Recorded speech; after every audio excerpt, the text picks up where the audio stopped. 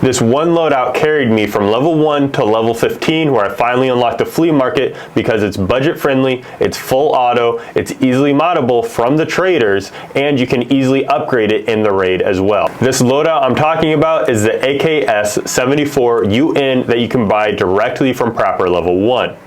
This AK comes with a dovetail mount already on the side, so you can buy a Cobra sight directly from Prapor as well and throw that onto the gun, and then throw the eye cup on for an extra 3 ergonomics.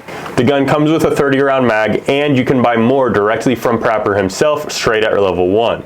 I went ahead and filled the mags with the US rounds from Prapor as well. You can buy 1,200 of them per trader reset, so you're not going to have to worry about running out of ammunition.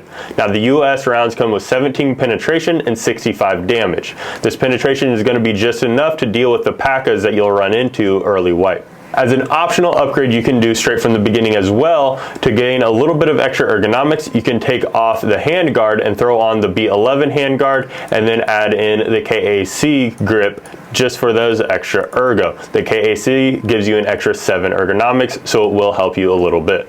However, this is not necessary, and you could completely skip it if you wanted to.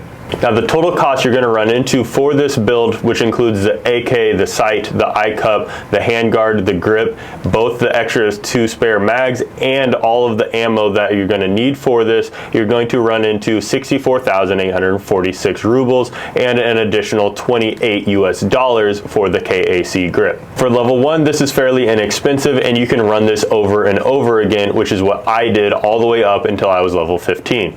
As for what to pair with this build, I would recommend using like the 6B2 or a P.A.K.A. for the armor, and then I would just skip a helmet or use one that you find in raid, as the only ones available to you is going to be the bright blue helmet so you can wear contacts, or a different helmet that doesn't allow you to wear contacts, but I would definitely recommend always using them whenever possible.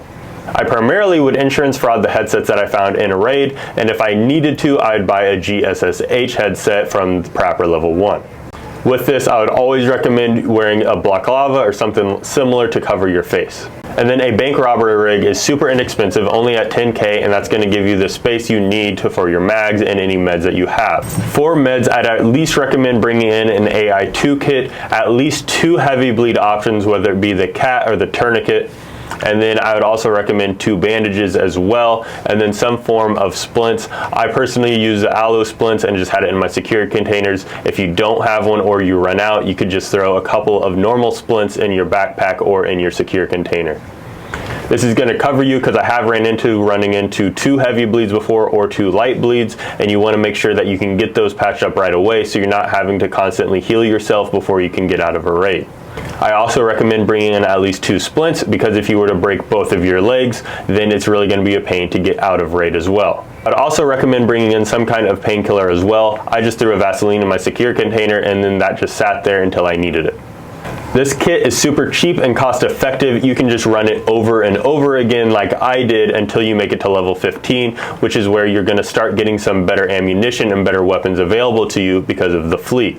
With the flea market having the non-found in raid restriction removed this wipe, you are able to get a lot better ammo and weapons at a lot cheaper of a price, because other players that are ahead of you are doing trader flipping and just listing it for sale at a much lower price than they typically would be in previous wipes.